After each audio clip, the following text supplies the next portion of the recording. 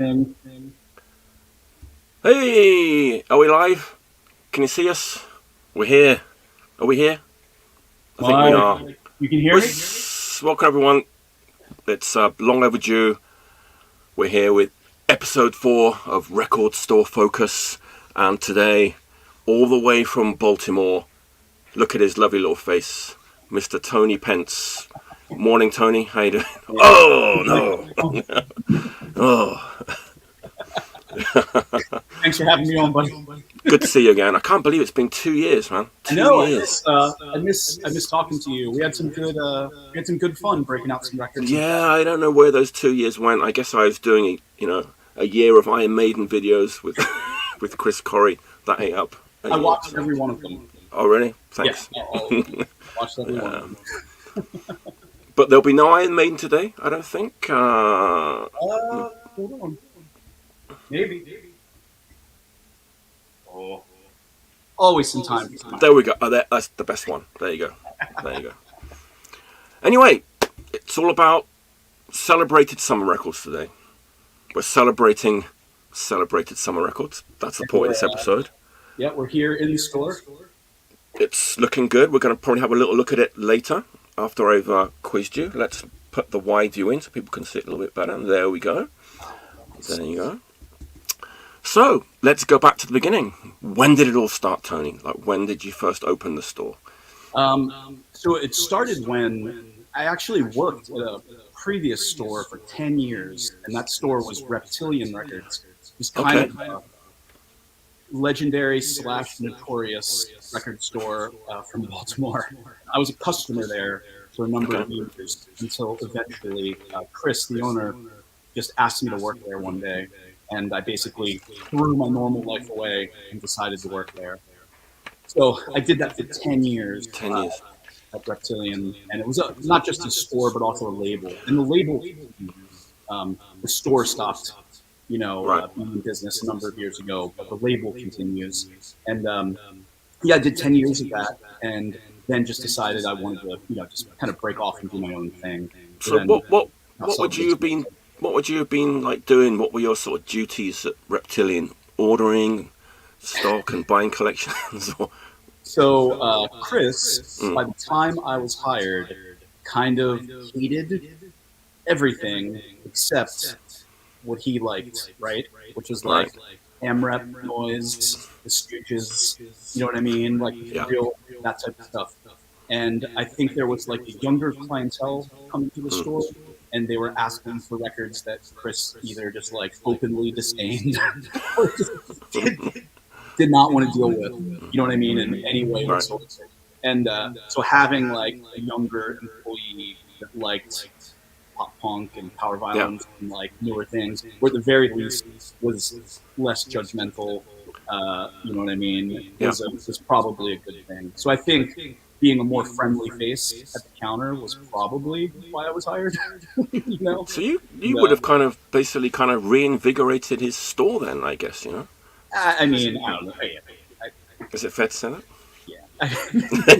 I think that the Reptilian vibe, right? People were attracted to it because it was just so like insular and like excluding of everything that Chris thought was weak. So it actually brought people into the store. Maybe like what's that the black metal store, you know what I mean, where it's like in Osaka, right, where they didn't in Norway, right, in Norway. Okay, yeah, I know. Anything that wasn't in their narrow area. But then when you do that, the store kind of gains legend. You know what I mean? Yeah. And Reptilian was like that, right?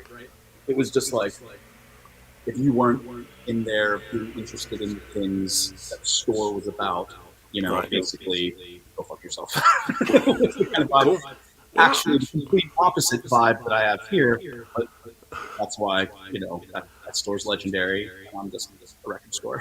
Just to kind of hammer home Reptilian a little bit more. What did they put out? Because I remember their ads in Maximum Rock and Roll. I'm sure Yeah, from so it was back like in a the day. mid, when he started doing the label, it was probably like mid 90s to early 2000s. I mean, the label continues to this day, but Oh, the really? stuff you might have seen, right? Like he did a Dwarves record. Okay. There was like Super Suckers, Oh, wow. Electric Frankenstein, right? Really bringing it home to the 90s. Yeah. Do people like Electric Frankenstein? I used to get some abuse for saying I like that band. I think they're a good band. I think that if we were to look backwards Mm. and contemplate Electric Frankenstein, they have, I mean, they have a huge catalog, right? They I mean, do, it's a yeah. huge catalog, but they actually put out like 10 pretty fucking killer singles in a row. You know what I mean? Right. Like total Dead Boys, Yeah.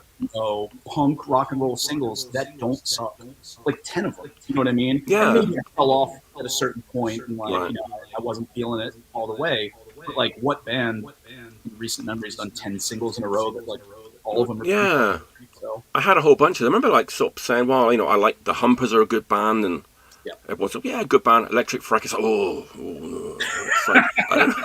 Like, what's the difference? I didn't get it. But it's like, Just is it like like a any social, like a social distortion thing where they've got like a fan base that people.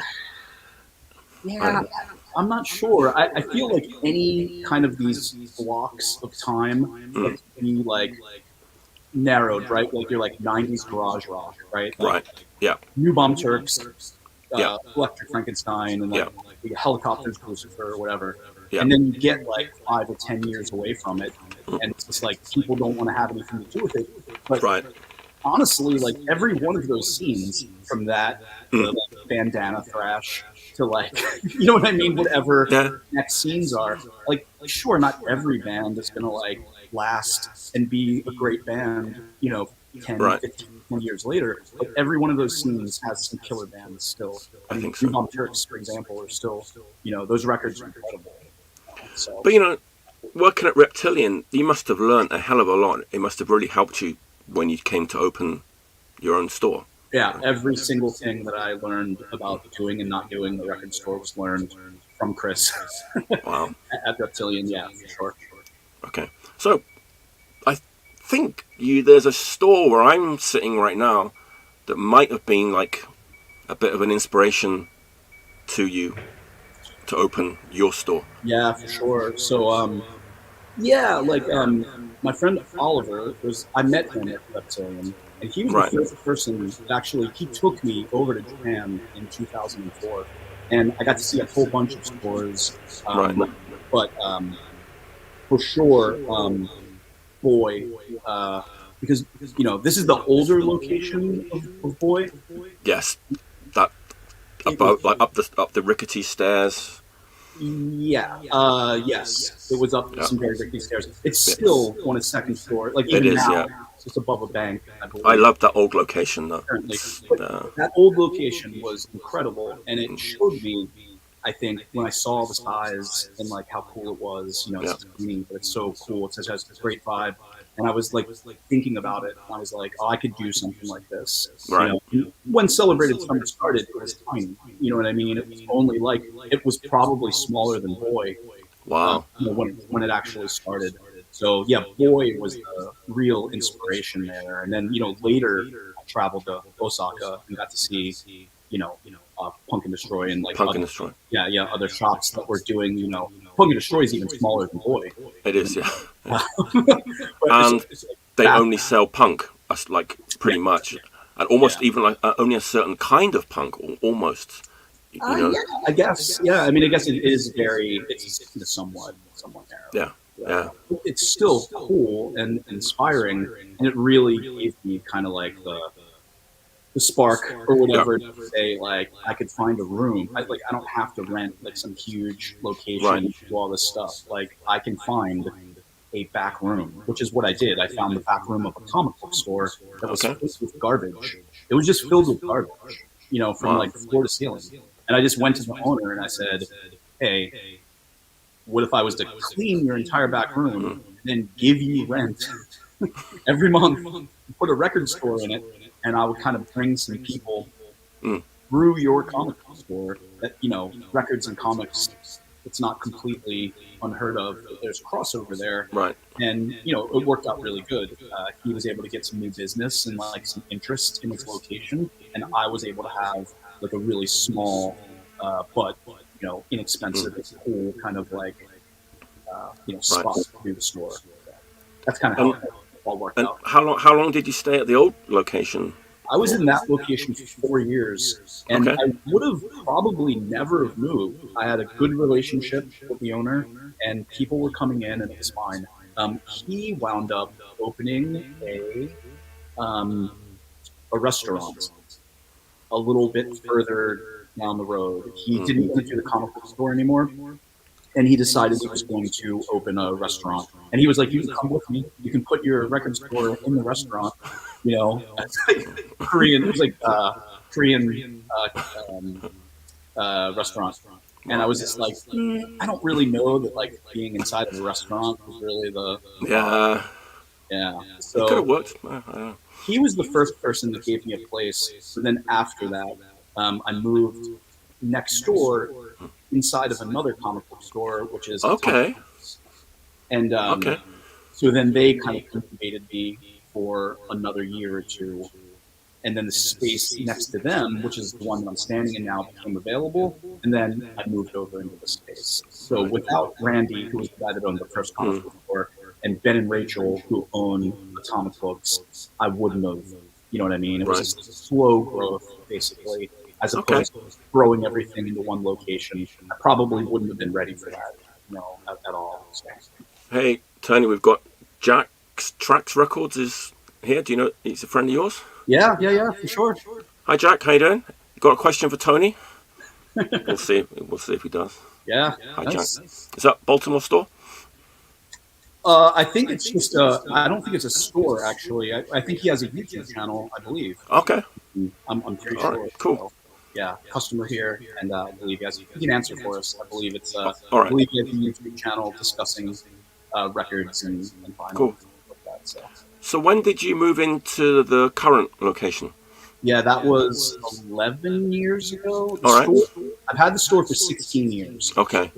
4 years in the first location, and then 1 year or a little more maybe inside of Atomic Books, and then roughly 11 years here. So yeah, Right.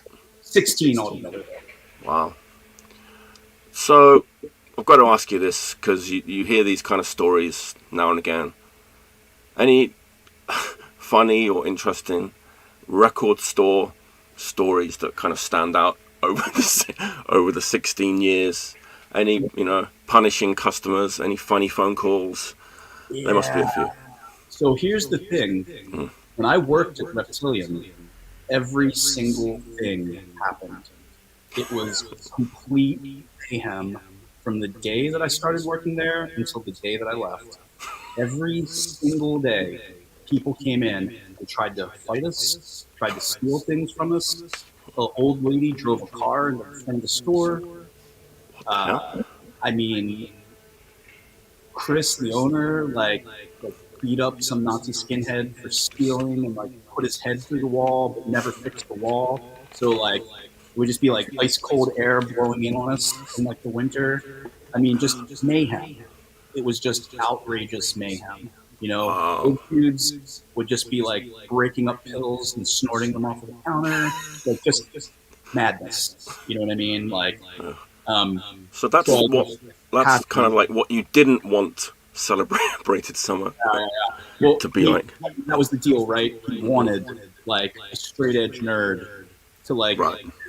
be the front of the store, so that not every single customer was scared away. You know what I mean, or whatever. So there were other people that worked there as well, but I was the nerdiest of.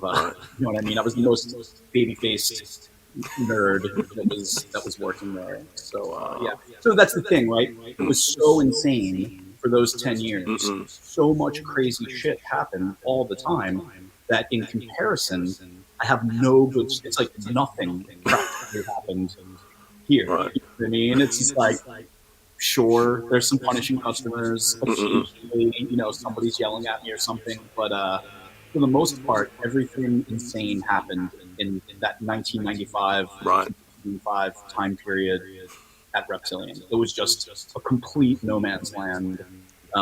Someone should probably write a book. It's not going to be me, but Mm-hmm. you know what I mean? The statute Right. of limitations. Yeah. Somebody should write a book about that shit Damn. because it was complete madness. So yeah, like I would just be sitting there behind the register, and yeah, an old lady just loses control of her car and smashes it into the front of the store, or like, you know, homeless people would just like wander in and ask us to sell them liquor because they thought it was a liquor store, just like endless, like all day long, every Wow. day. So So, damn. So as a like record store owner, like what's the best thing? What's the best thing about being the owner of a record store? yeah, I mean, I like not having a boss and being self-employed. Right. And I love doing something that I actually really care about. You know, like getting to Yeah. work that I love every day is like amazing. I try, you know, I know that like you would want to say, oh, it's great to just take home whatever records you want, but I I actually was going to ask you about that. I was I going to try ask you about that. not to do that. I try to be very careful. I do take some things home, obviously, Right. but I try not to because you don't want the store to be picked over, right? But So I try I to be, mean, yeah, very careful about yeah, not doing that. So that's the first thing that comes to my mind if I imagine myself having a record store. It's like, could I, control myself? yeah, Must be pretty tough though, right? To kind of like not take everything home with you. it's tough. I kind of have some rules for myself, Right.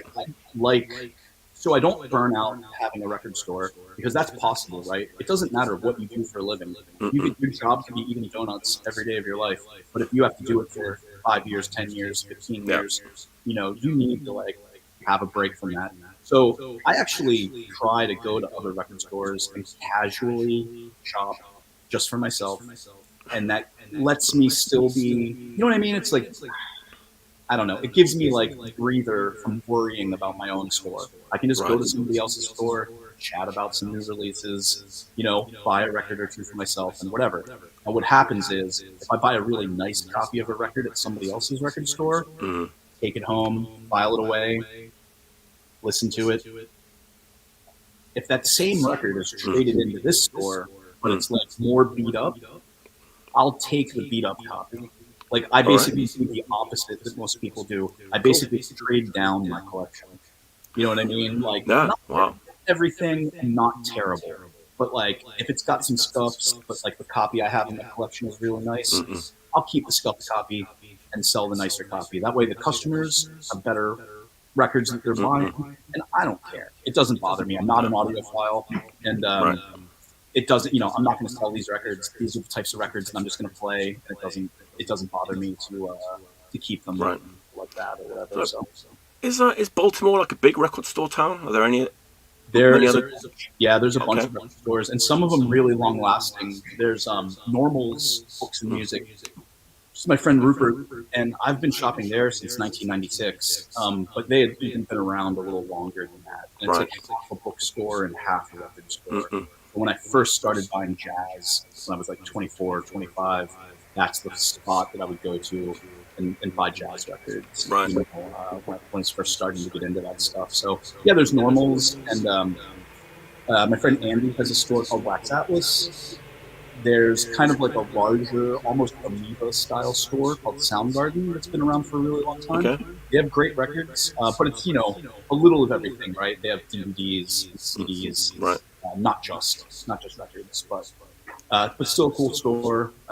Yeah, there's El Supremo, which is run by my friend Jack, and it's like lots of like digging and like psych records and like really cool stuff like that. So Wow.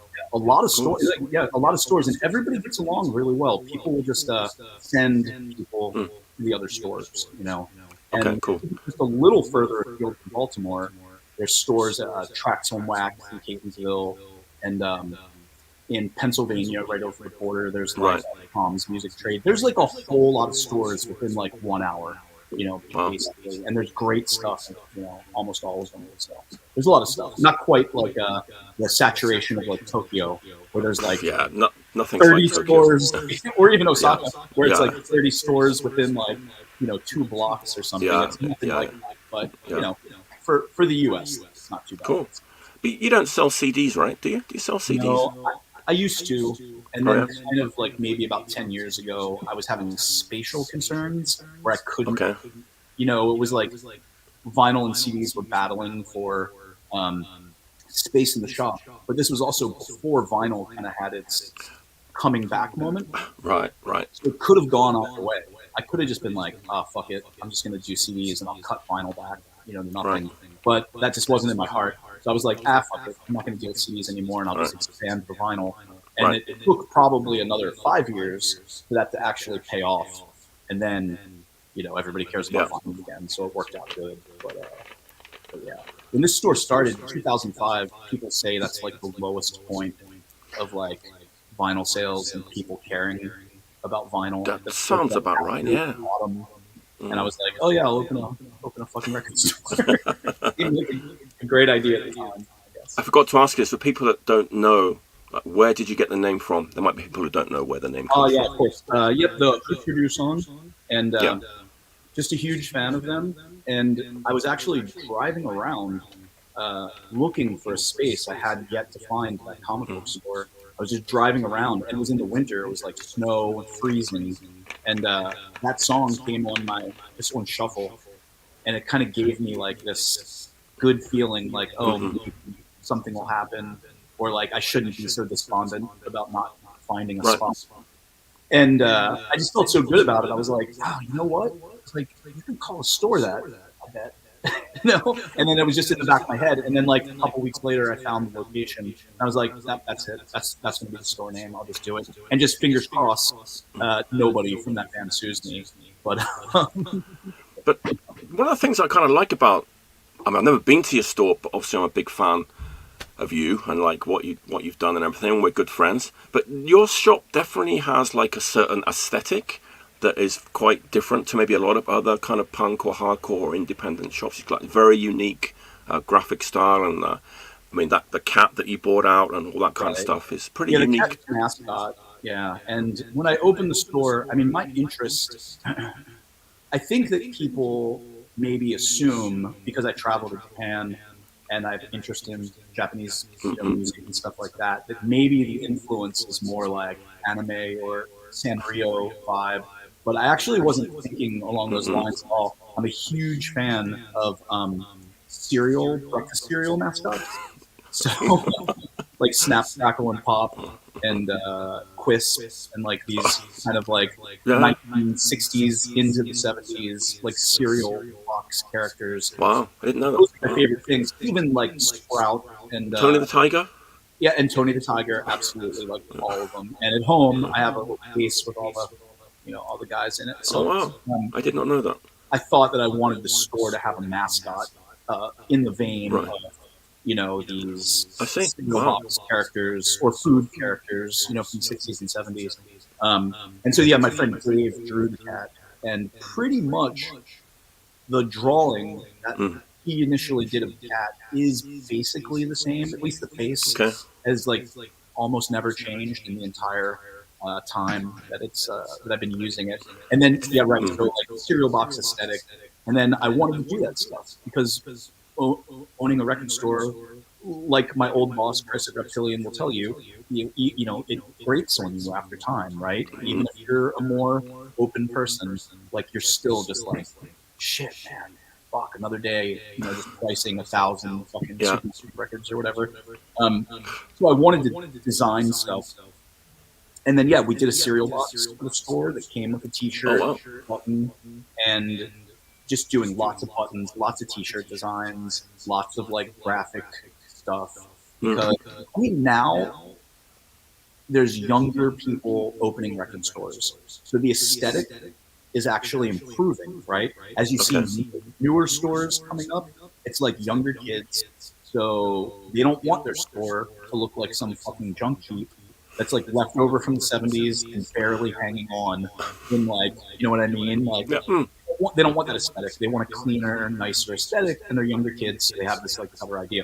But in 2005, pretty much most of the record stores' aesthetic sucked. Like, Yeah. what I mean, like where there was no aesthetic, you know what I mean, like But with it's source. funny that you said, that you're kind of inspired by Boy and Punk and Destroy. Yep. Now, both of those stores have a very kind of like black discharge, kind of Yeah, which I aesthetic, love. right? You know what I mean? Yeah, Yeah, I yeah. mean, I was mostly inspired by those stores from size and like Right. Okay. Yeah. attitude, also.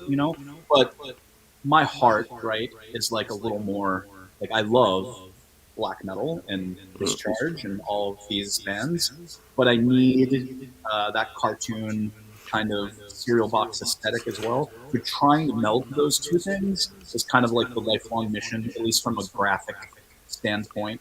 I You know, think it works really well. The thumbnail for this video, if everyone can look at that, it's one of your posters, and that kind of sums it up perfectly. I think. yeah. Yeah. It's fun, and then like that little guy with like that thumbnail, which is the cat like holding the records or Yeah. Yeah. whatever. Yeah. I just like, I have no actual graphic design skills. Like I can't physically do it on a computer, but Mm. I can see it in my brain. So like I basically took like six different pieces from different advertising dolls or like advertising things, Mm. and just like sketched it and then gave it to my graphic design guy, and I was like, hey, this is Okay. what I think it kind of be, and then he kind of pulls it together for me.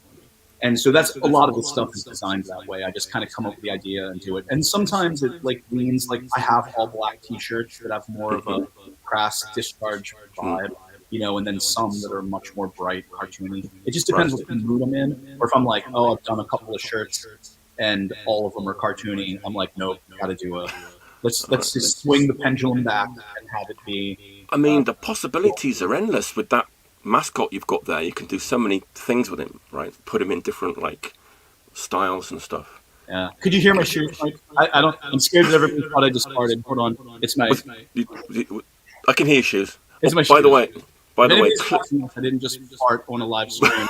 It's my shoes. by the way, Clifford the Vinyl Cheapskate skate says Okay. it says best shop in Baltimore, hands down. He says. Very There you sweet. Very There sweet. you go.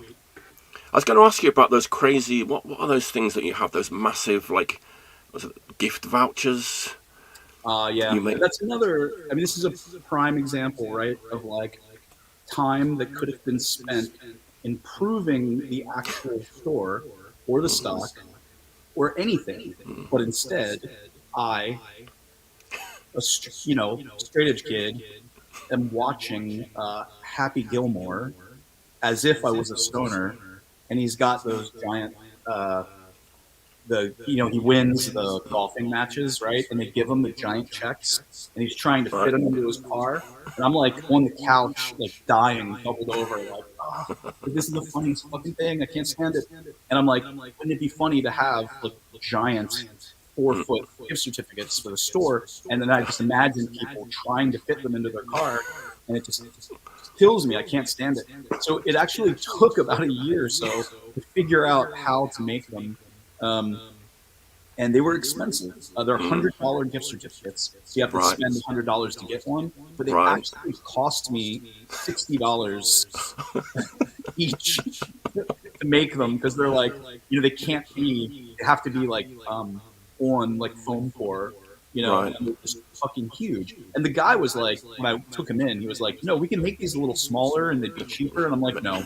I'm like, actually, if you could make them larger, Bigger. I would. But they were just big enough that they can get into a car. If I had made them like, 8 inches longer, Right. nobody would have bought them ever, because they wouldn't even have fit into a car or whatever. Oh, I didn't know that actually people were. I just thought they were kind of like not for show, but but people actually got to keep them if they. They have to return them. So like, Okay. you buy them and you get them, and you Yeah. can take them and give them as a gift. It's just that when you return it to cash it in, you would then cash it in, and I would keep it. Okay. Gotcha. Right?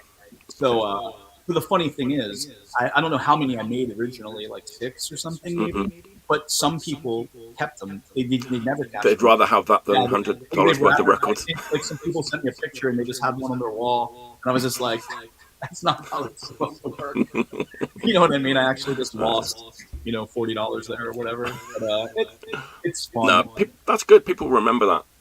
That's the It's good. type of thing that like where my brain is, right? Right. Like I know that I have to like order records and price records and sweep the floor, but it's like no, I just want to make like cereal boxes and 4-foot gift certificates and cat Beautiful. heads. You know what I mean? And like that's what I would prefer to be doing with my time. So I try to split it, Right. 60-40, 60% uh, stupid stuff and 40% I try to keep the Cool. score being a score. Do you ever get any like sort of famous people coming in? Not too many. I mean, every once in a while. Fred from the B-52s came Oh, in, nice. and I love the Mm. B-52s, and he was also incredibly nice. I'd never heard him. I'd never seen the B-52s live. Mm-mm. Never met him or obviously or anything. Uh, and I kind of was like doing something at the counter, and I looked up, and I was like, I was like, that guy kind of looks like B-52s. I was like, that's weird. Why would he be here? And he just goes, hello. Like literally in his speaking voice is the exact same as his singing projecting voice. And so I was just like dying right off the bat. I was like, well, yes, obviously this is the guy from the B-52s. So he was super nice, bought a bunch of records, and he was like, if you want, I'll sign a B-52s record for you. But at the time, I actually didn't have any in the store. So he drew the store cat for me. Wow. He did like a drawing of the cat and signed it, and then took a photo with me. So that was Cool. nice. Yeah. Other than him, Fred Armisen from Saturday Night Live came in once.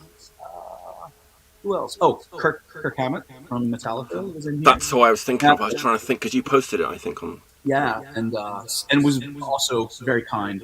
I was just like, "Oh, do you mind signing this Metallica record for me?" And he was just like, "Sure." Signed it for me. I took a picture of him signing it. You know what I mean? And it's on the wall back there. If we do a little walkthrough, Nice. Yeah, Maybe it's time. Can we do that? Can we have a little walk around the store? Is it possible? what we'll All right. try to do here. Let's see what happens. I'm gonna take this off. All right.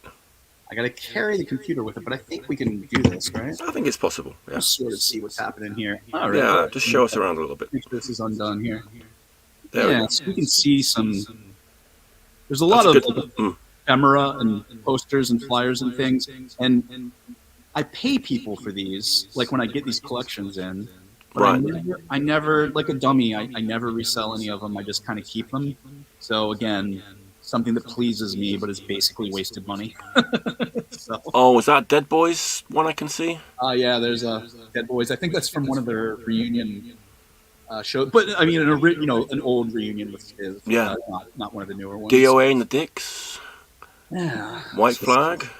some stuff up there, some higher stuff. There's the when we were having our melodic hardcore talk. There's the Dag Nasty Field Day poster up there. Oh, you know what? Hey, I still need that record. I can upset everybody by telling them that's my favorite Dag Nasty record. I think people are coming around to that record years later. And there's like a wall of some autograph stuff. So yeah, John Worcester from Superchunk was in here. Okay. Cyril from the Flaming Lips. There's that Metallica record that's Kirk signed. Right. Rollins didn't come in here, but I got him to sign that Black Flag record at some point. Right. Milo signed the Descendants record, and then Bill came in and hung out for a while, and I had him sign both of them since he was, I'm not even a big autograph guy. I just, if they're going to be here in the store and I've got the record just hanging out, why not? Oh, hey, I'm They seem nice. sorry to interrupt you. I'm looking up and seeing that SOB poster up top there. See if I can get it up there a little. So I can see it a little bit better. Is that from like a US tour? No, it's a Japanese tour. I think it says it's still grind attitude. Okay. Yeah. I think it's a later. It's a later. It tour. is. Yeah. I can't remember where that came from. I got that somewhere. Maybe from Oliver, actually. Hard to say. There's a Razor's Edge and an MDC. And then, yeah, some like, these are like the anniversary. My good friend Liz Prince did a lot of artwork for the store. So she made these posters for our various anniversaries. And that's where the cartoon version of me as Jughead from Archie came from. she drew me that way once, and I thought it was the funniest thing in the world, and I love Archie comics. So I was like, oh, from now on, anytime I have to be represented as a drawing for the store, I have to have the crown and the Jughead eating a hamburger thing. So yeah, See that poster there, the white and purple one. yeah, that's that kind of reminds me of some of your like graphics that you do on your stuff. And I assume, yeah, there's definitely a possibility that I steal from all of this stuff. Yeah, there's some more stuff here. Yeah, it's hard to see. Maybe a little, some more Bold back here. Bold, yeah. There's Gizm. Is that Gizm? No, that's Crow, right? No, it's nothing. What are you talking about, Mike? There's no G asterisk asterisk asterisk M poster there. Let's look lower down here. Let's look there. I don't want any phone calls coming my way. Oh, what's that baseball jacket? That is Skywalker Records, the Two Live Crew. Wow! Label. Yeah, a lady came in here and she worked for the label and sold me that jacket, and I love it. Beautiful, beautiful. I wish they made satin jackets like that anymore. So here's maybe this is one you saw. There's Concrete Socks. Concrete Socks Nightmare Japan tour 1992 maybe, I think. Yeah, that's what it says. Yeah, 92 on there. Okay.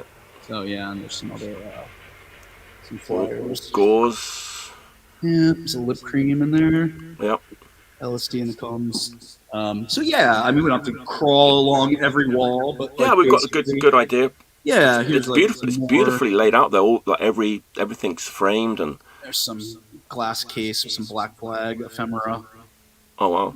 Some shirts and flyers, and there's a contract for when Black Flag played in Baltimore. It's kind of fun. Wow.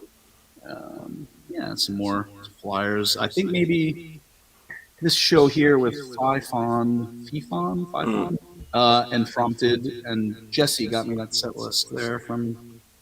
I can't remember if you went to that show or not. I can't remember if you were. That might have been one of the times you were laid up, and okay, we didn't all hang out. Laid up.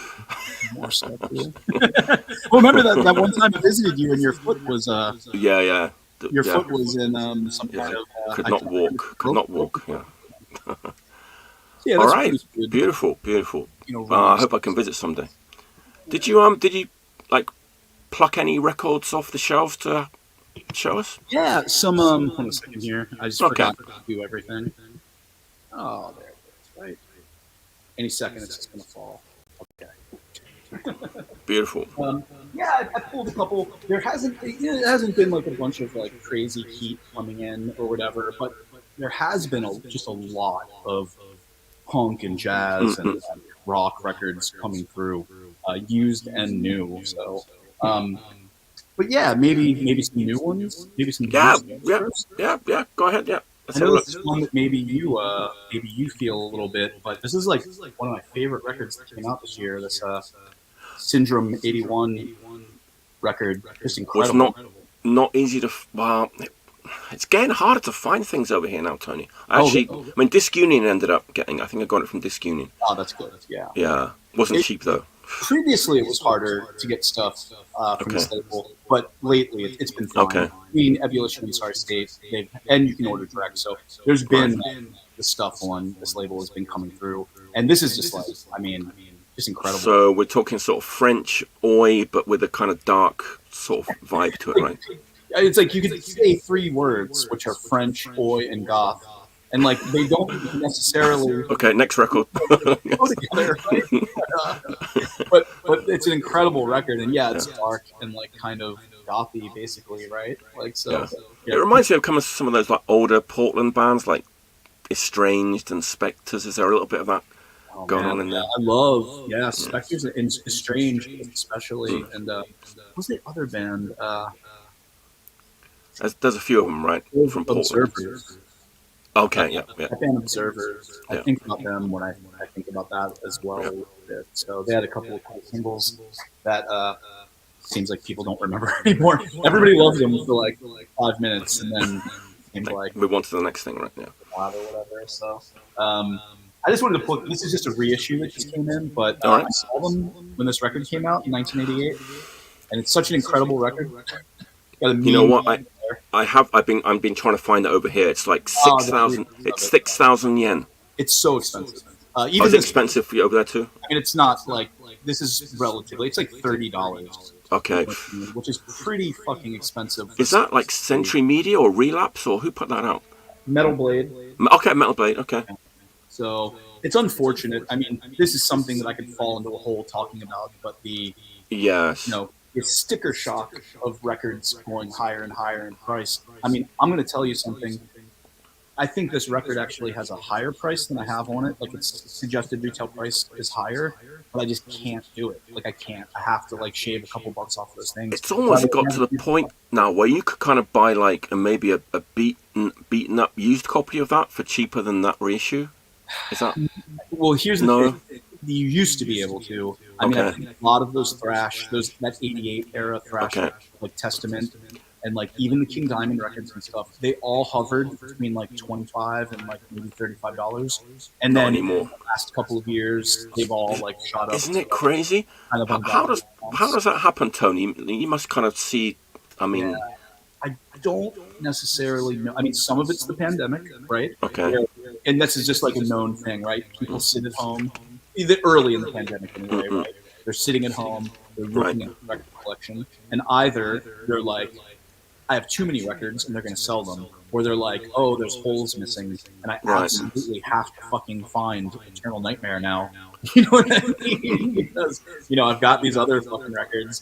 Why don't I have Eternal Nightmare? Right. Right. And then those people like freak out, and then it just like starts, the prices start rising. And I think another thing is, as the prices of new records rise, right? Like the market can't handle a brand new record being more expensive than an original record, right? I mean, it Yeah. can't be like a fucking Boston record, but like when you're talking about like thrash metal records and stuff, Yeah. right? Yeah. It's just like, if I could buy a copy of Eternal Nightmare for $25 and the new one is $30, then why Right. the fuck would I ever buy Right. a copy of that record? Right. So like then it's like it like almost artificially is pushing those used records to become more expensive. Right. So it's I don't know. It's a couple of those things at Do work you all at the same do you time. think there's a lot of oh, for example, there's that band Foreseen. There's Uh-huh. like Evil Invaders from Belgium. And then it's like going back a bit, Power Trip, and of course Municipal Waste. Do you think like younger people who kind of got into those bands are going back and like going back to the source of like that 80s thrash that maybe they didn't know about? So Yeah, I that, mean, I think some people for sure. Like, I mean, I sell. I've always carried Municipal Waste and Power Trip and stuff like that yeah, as it yeah, was happening, and I have the Foreseen record, that's a great album. That Foreseen and I album is great. really enjoy it. Yep, it's a Yeah, yeah, killer record. Yeah, I mean, I think that it's fun, right? Anytime you're going to dig back. I mean, like, let's take it from my perspective from a video that we did, right? Mm-mm. I discover Leatherface. And Yeah, I'm like, oh, what else is there? Oh, there's Mega City 4. yeah, Okay. Oh, well, what about Hoot and Three Car? Oh, what about Drive? What about fucking Broccoli? And it's just like you just go further yes, and further and further. further Yeah, down the hole, yeah, until there's everything has been that's right. Yeah, plundered. And I do think that a bunch of these kids, right? It's like if you I listen think so. to Waste and you don't want to own a Tankard record, you know what I mean? You should probably, right? If you like Municipal Waste, you should probably own a fucking Tankard record. And Yeah, so I do think that yeah, happens. But those records become, this is again, so then, right, kids discover Municipal Waste, then they want to know about Tankard. Okay, yeah, Tankard records used to be $20, but like not any longer, right? right. And No, and then it also is pushing things, higher than they really need to be. So right. it kind of sucks, but Yeah, I complain about it all day. I mean, again, I could do like hours on just like the economics and like why I right. think it It's sucks. it's important topic, you know. I cut my own throat on prices. I straight up just refuse to sell shit at the proper Right. price. I just go, yeah, it's not happening. I'll make less because I'm not putting out a fucking $40 single LP that was pressed in the United States. Like I'm not doing it. Either I won't order it, period, even if it's something I would otherwise order. I'll just won't order it, or I just go, I'm just making less money on this. I don't fucking care. You know Right. what I mean? I'm not Yeah. going to look. Whoever decides what these prices are, these people that work at Universal when they do these huge price hikes and stuff like that. I guarantee you none of these motherfuckers have ever been in a record store in their life. They don't have to look at a kid looking at the price, right? And go on, Yeah. what the fuck? Why is this price? You know what I mean? But I have to, right? I'm like the end of the chain. Like I'm the last person between the consumer and the band, you know? And even the band doesn't have to deal with that, right? They don't have to see that their fucking record is $40 or whatever the fuck. You know what I mean? Either they don't care or they don't have to see. But I do, and I have to deal with it, and it drives me crazy. So basically, there's a natural inflation that's going to happen no matter what. But I don't think that what's happening is natural. I think it's like, oh, you guys don't want to buy CDs anymore? Cool, we're just going to fucking make vinyl, a billion times more expensive. So I agree. Yeah. Whatever it was like in the 90s when it's like, oh, it costs 8 cents to make a CD and we sell it for $20. Whatever that price gap is, they're like attempting to apply it to vinyl. It's like, it is not correct. Like it can't, the center won't hold. They're basically like, oh, this is amazing. Everybody's interested in vinyl again. Great. Why don't we fucking ruin it? It's like they're just like, oh, we're making money on vinyl. Cool. Can I borrow that gun? Let me shoot myself in the fucking foot. And I mean, I have sort of bought a few things on CD. Yeah, vinyl. CDs, yeah, just a few things, but just the price difference was just too huge to justify buying the record. So. The price difference is fucking insane. Yeah. So anyway, I know we got on a little tangent there, but I can really it's important. It's an important topic. Roll out. That's my life. Yeah, exactly. I have to see these people that come into the store and they're just like, what the fuck? You know what I mean? Like not with everything, but like with a lot of stuff. So it sucks, but yeah, what are you gonna do? All right, let's get some more records out. Yeah, sure. Really, this came out last year, I think, but I love it. This is Liquids, and the record is called "Life Is Pain, Idiot." Okay. And I fucking love this thing. Not familiar with that. Like some straight up J retard kind of worship, sort of. Okay. But also, there's like hardcore elements and like really catchy elements. It's raw sounding, but it's like really listenable and like tuneful, even when it's kind of like raging and being like super fast. So I just really love it. There's some really great artwork on the back here. Is probably what label's that on? Total weirdo outsider artwork, going on back here. What label's that on, Tony? What do the kids say?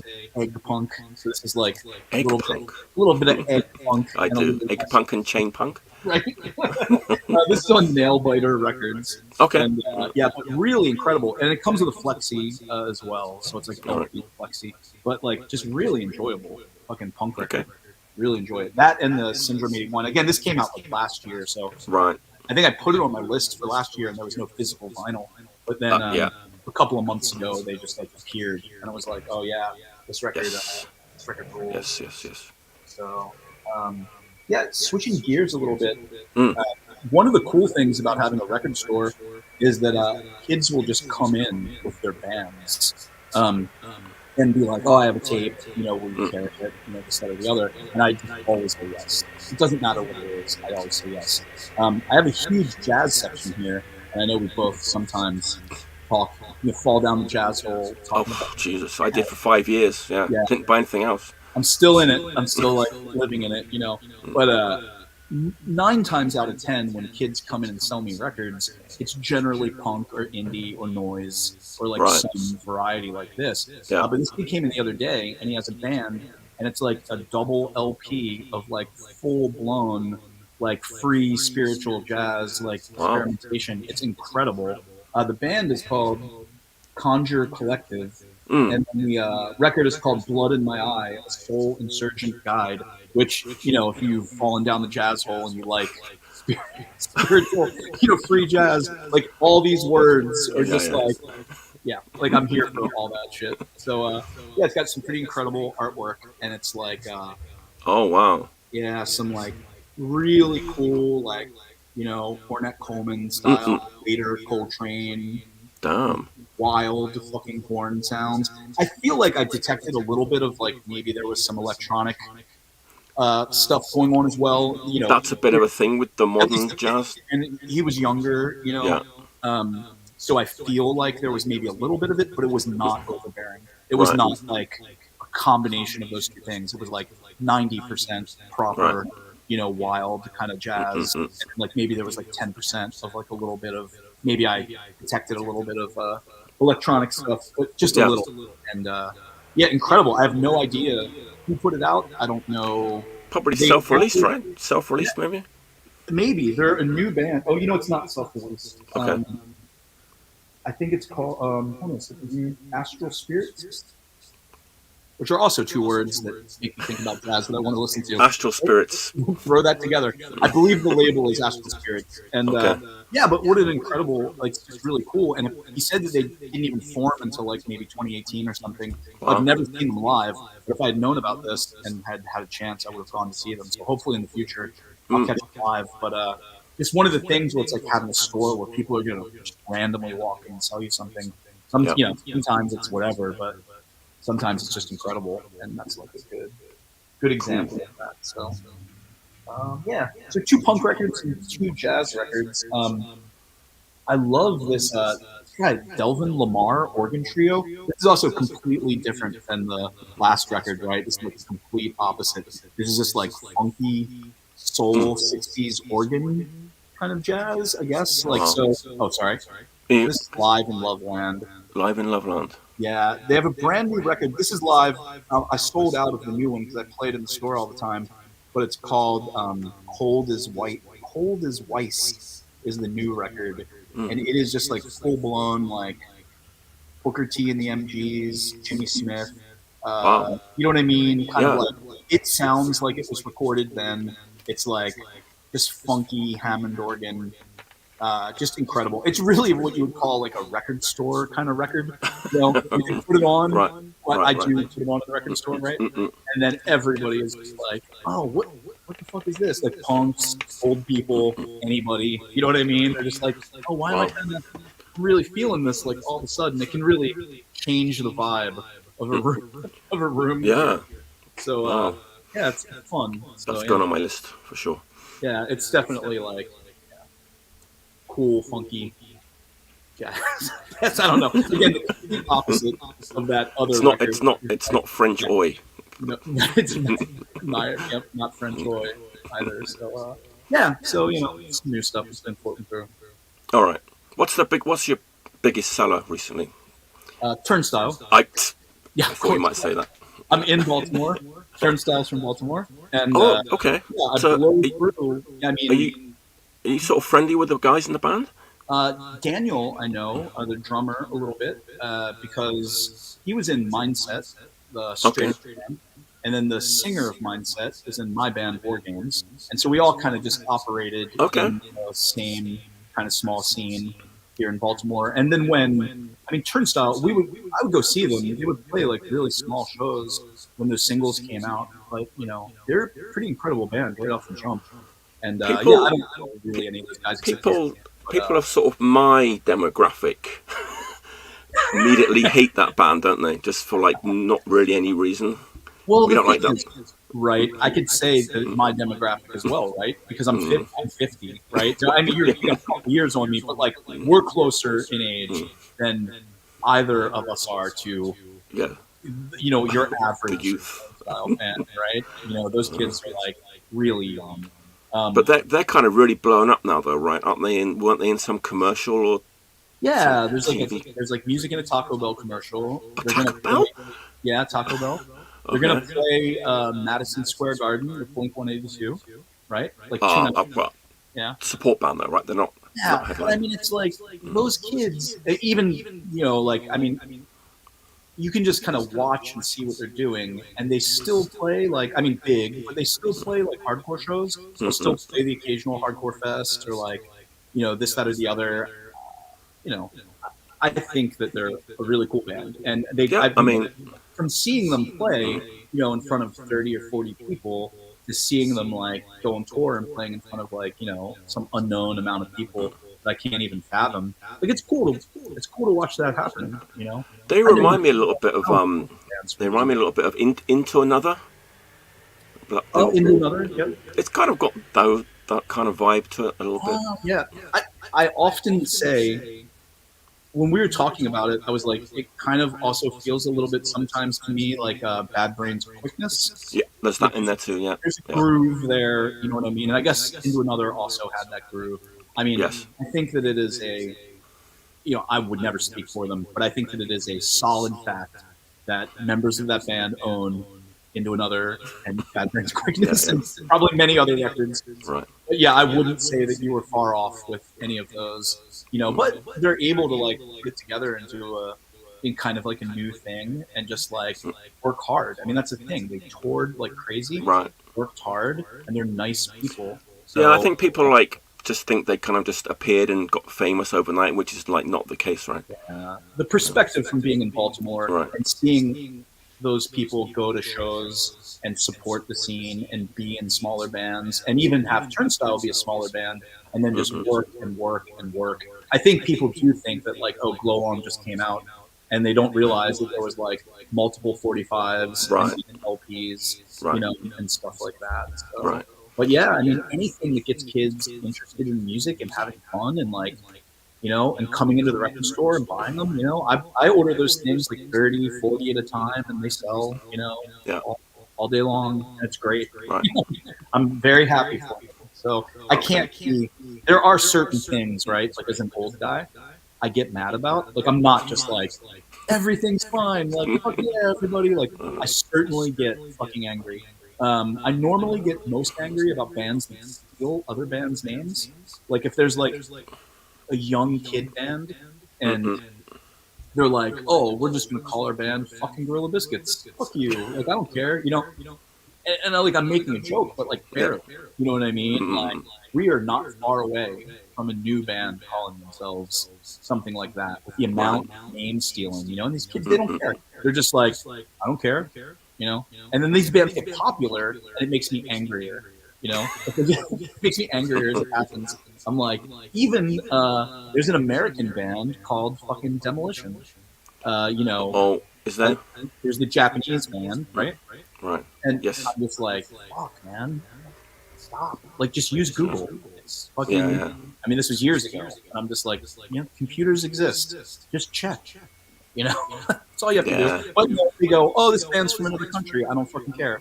Or this band's like a bunch of old guys and they're broken up. I don't care. Fuck you. You know what I mean? Yeah. There's a whole bunch, isn't there? Yeah, Yeah. give me a fucking break. So Yeah. that shit makes me mad. So I do have like, you know, little things that like I just I get think. super angry about. Yeah. But I mean, like 45-year-old me would have been really angry about Turnstile, but I'm too old to get angry about something like that. You know, it's like yeah, get angry with the nationalist Japanese hardcore bands. that's something to be actually legitimately angry about at any age. You know what I mean? Like, that's something that if people would direct their anger at things that were like a little bit more, you could just be like, oh, I don't understand. I mean, there are new bands where I just go, I don't fucking understand this. Like, this is not made for me, or like, I don't like whatever vibe is happening. Yeah. And that's just natural, you know. But the ravenous like freak out that everybody over the age of 35 is having fucking style is like not that is not normal. Oh, It is yeah. not that is wasted energy. Yeah, I And think so. on top of it, they're coming from the hardcore scene and they actually did pay their dues. So I don't understand it. But what are you gonna do? Okay. Right? Okay, Tony, we're coming up to the hour. I think Oh shit. Turnstile will be a good way to like Take a break. wrap it up. Yeah. Yeah. Anything you want to say to your customers, or anything you want to announce, or I mean, anybody you want to shout out? Or? nothing is going on. I would just say that like I really appreciate all the it's funny, I didn't get to say this before, but this store actually has no website and no Discogs page and no eBay selling, and I don't do any mail order at all. The store only exists in its physical space. There's an Instagram page and now this video. I mean, I have a YouTube channel that I never use, but basically, you know, the store only exists really in its physical space, and the fact that people travel to come here or like that local people support it is like hugely important. And so I would want to just thank the people that have like kept the store going for this long, Right. because I have not done a lot to like, you know what I Come mean? on. Everything that I have done has been physically here in Baltimore. Yeah, you can just see by So, walking around all the work that you've put into that store. right, right. It's But clear in the to see. store, right? If I put that work into a fucking Oh, website, you know what I okay. mean? Like I hear maybe, what you're saying. yeah. But you know, too old, don't care about any of that stuff. So, Ah, but it means a lot to me that people say nice things about the store, wear the shirts, talk right. about it, come and support me. I mean, that's incredible. So yeah, All right. that's all I would like to say. And thank Oh, you, of oh, course. sure. I'll come over sometime. It's been a while. Man, I was so close, so close. I was going to come to see Cheap Trick and then in Tokyo and then visit you in Osaka, but it wound up not happening. But I think 2023 will be the year where I'm coming All back. right. So, all Okay. right, Thanks for joining me, Tony. Pleasure as always. Thanks everyone for watching. Until next time, stay healthy and stay clean. It's weird this. We're not on Zoom. We're on the StreamYard, so I'm going to shut the thing down now. Cheers, everyone.